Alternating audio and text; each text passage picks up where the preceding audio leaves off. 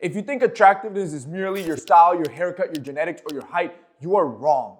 So today, I'm gonna show you 8 secrets to build an attractive personality, and to make it easier for you, I broke it down into 3 categories. Rewiring your brain, changing your actions, and changing your lifestyle. Starting with number 1.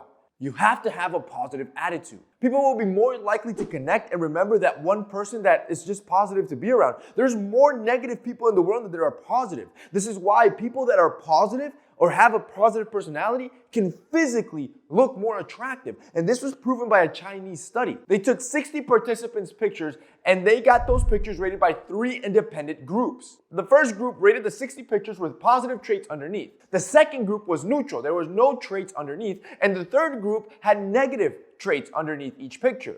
To their surprise, positive traits associated with the image drastically increased the perceived attraction of that individual. Now, if you want to become more positive, you have to start killing ants. Next time you have a negative thought carving into your mind, I want you to step on that ant before it can fester into something. Then I want you to replace that negative thought with some positive achievement, like graduating or hitting a PR at the gym.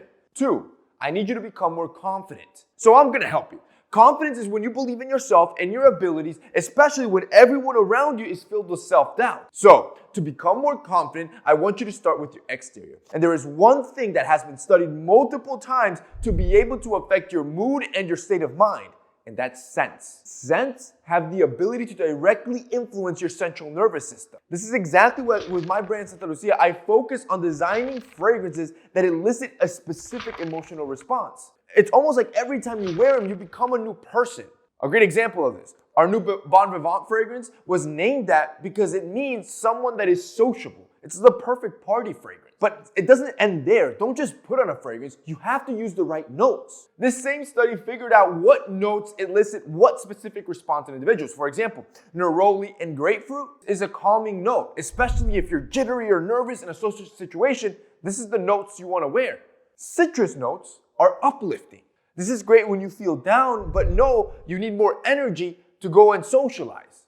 Another one is sandalwood. This one, according to the study, makes you more comfortable, which again is great when you're on a date because you want to seem relaxed. With Santa Lucia's Bon Vivant, for example, if you go to the product page and scroll down, you'll see all the notes that it has. And this is something I recommend you do every time you purchase a fragrance. Our top notes with this fragrance are citrus focused. We did that on purpose because we wanted to uplift your mood and make you feel energized every time you wore it. I still don't want you to stop there. You need to use fragrance as a confidence booster, and to do this, you have to make sure it lasts long. Because during the day, as your energy and confidence dwindles, you can use fragrance to reboost you up midday. A good trick to do is to always carry your fragrance in a sample amount. Our Bon Vivant came in a bundle package that came with a solid cologne that's the exact same scent. I designed this on purpose. Now, every time you need that boost, you can just pull it out your pocket, apply, and you're good to go. If you guys want to check out our Bon Vivant, it'll be linked down below. You can buy it as a bundle that comes with that solid cologne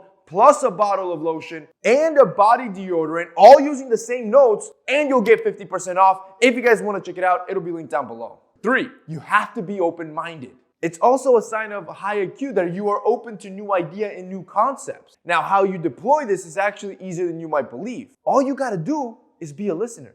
Most of you are not good at this. A good test to know whether you're a listener that is open-minded versus somebody that's close-minded and just a talker is to gauge what you feel in a conversation. If when you're in a conversation, you're jittery for your go, like you're waiting for you to go next, you're probably a talker. But if you can be patient and actually listen, look at the emotion, look at the context, look at the body language, understand what the person is saying, and you're not just waiting for your turn, you're a good listener. We just covered the first 3, which were all about rewiring your mind. You need to start those today. These next 3 are all about changing your actions and how those actions will be perceived by others. These are a must to complement this new mindset that you have. Which takes me to number 4. You have to make people laugh. When somebody laughs at your joke, the prefrontal cortex of your brain gets activated. When they understand the punchline, that same reward system releases a little bit of dopamine, the same dopamine you get from sex or good food.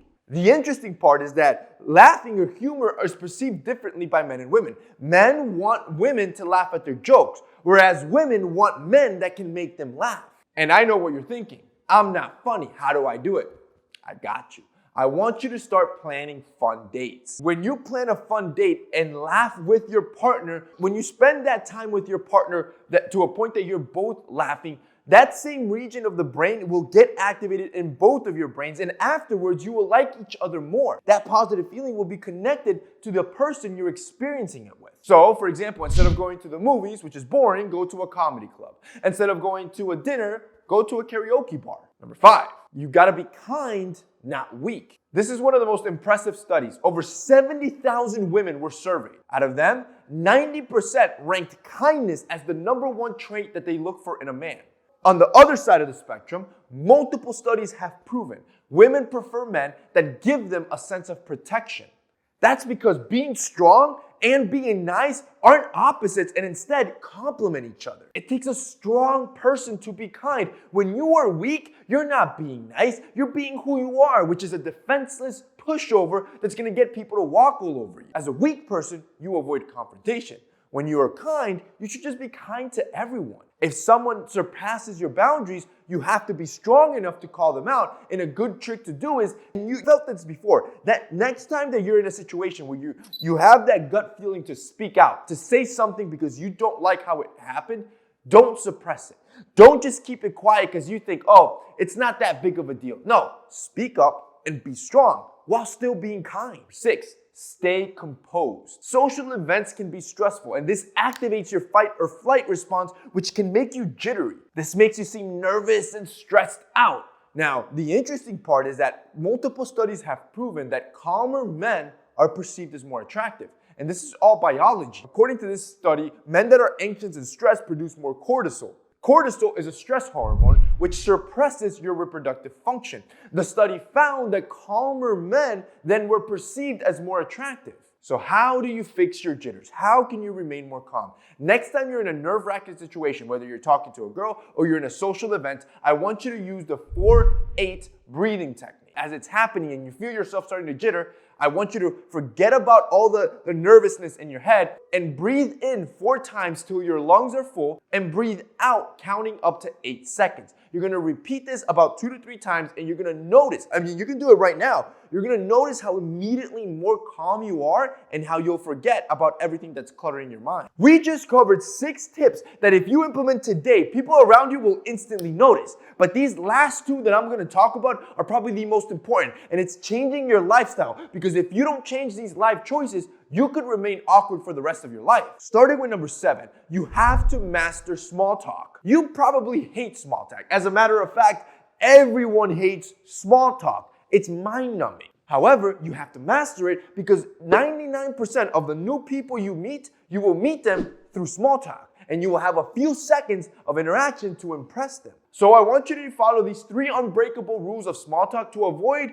you always talking about the weather. Number 1, you have to have positive body language, right? You have to have a smile, you have to be open and inviting to allow the small talk to occur. It takes me to number 2, practice active listening instead of waiting for your turn. I just mentioned this earlier. When you practice active listening, the conversation will flow naturally because you will be able to pick up on cues that you wouldn't have because you're so focused on what you're gonna say next. 3, find common ground. This one's the key one. Like the fragrances. Or maybe you like shoes, so you love the dunks they're wearing. Or maybe it's watches. You appreciate the piece he's wearing. Or maybe you like the fit. Or maybe you like his muscular build, so you ask him what his workout split is. I cannot tell you how many times, for example, I'm a watch guy. I'll be on a plane or I'll be in public, I'll see a watch, and the first thing I do is I compliment the watch, and then we just start talking about watches. Because I'm such a watch enthusiast, it's so easy for me to just flow a conversation with another watch enthusiast. When you find common ground,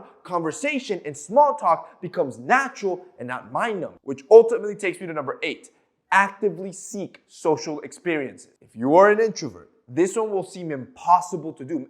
As a matter of fact, you won't want to do it. However, I'm going to simplify it for you. You have to understand something though. If you're always locked up, you'll always develop a weird personality. You have to take everything I showed you in this video and put it into practice. So your question is, all right, how do I do it? I'm an introvert. I have no friends. 1, I want you to join groups where you will be forced to talk to and meet new people. Those new people will invite you to places. You will always say yes. That is your rule. These can be like doing a gym class. This is not going to the gym by yourself, but a gym class, like a HIIT cardio or a CrossFit or some sort of boxing studio. You could also join a volunteer, a nonprofit. You can say yes to every single work event and networking event. You can join multiple groups on campus, on your school, for anything that you're entertained with. And again, your one rule is anytime someone invites you somewhere, it's always a yes.